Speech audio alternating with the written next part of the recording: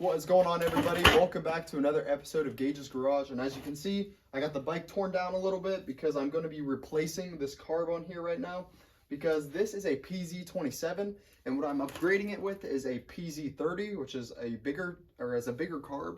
So it's going to allow more fuel and more air into the engine because it feels like it's getting starved for gas whenever I'm riding it.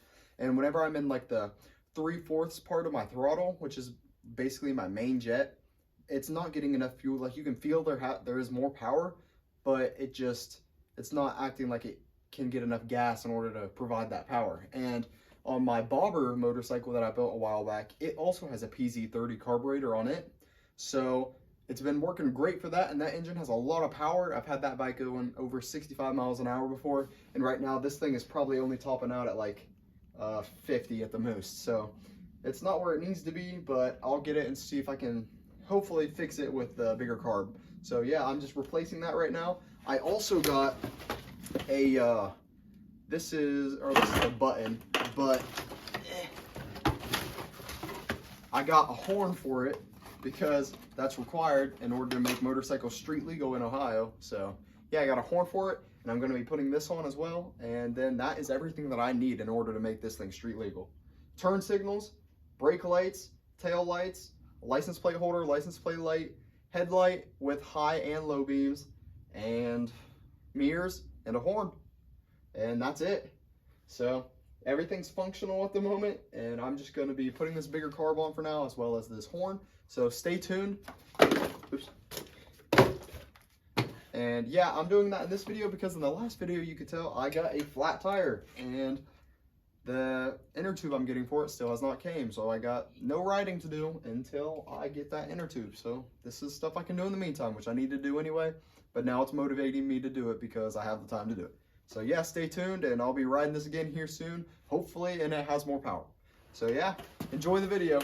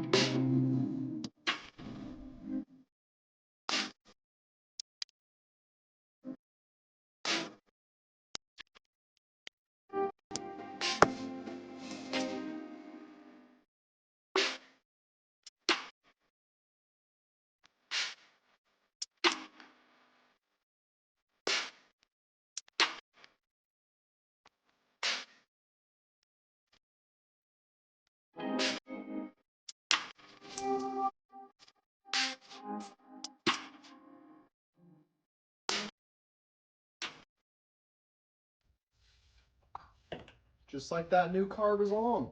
I don't like this choke though, because it's not spring loaded like the other ones I've used. Like, you pull the choke and it shoots right back down. On this one, you pull the choke and it sticks in place. So you gotta push it back down. It's a little weird, I don't like it. And I'm hoping the stock settings for these airflow screws and the airflow screw and the pilot jet, or not pilot jet, the idle screw, I'm hoping the stock position for those is going to work, because I do not want to fiddle with these again, because I mess it up every time. But I mean, I guess we can just put it back on and hope she runs. Ugh, I don't like this part because it never works the first time.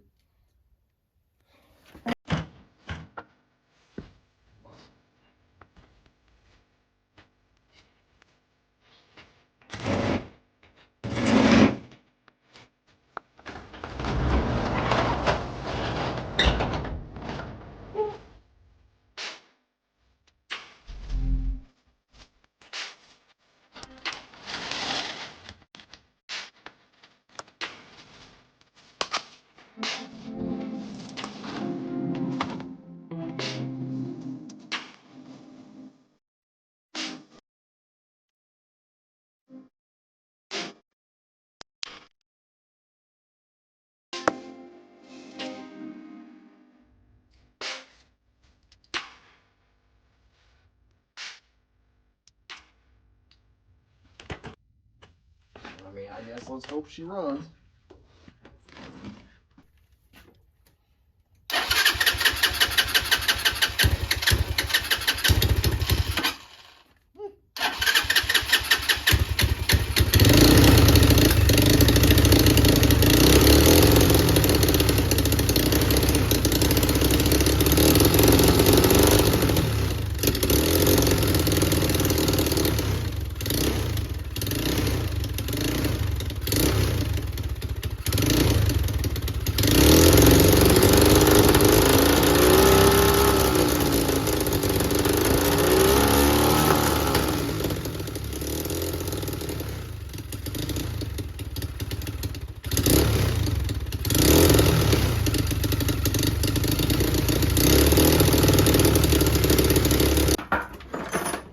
Now that I got the carb on and everything, I'm also working on something now that's been way overdue, which is my fenders.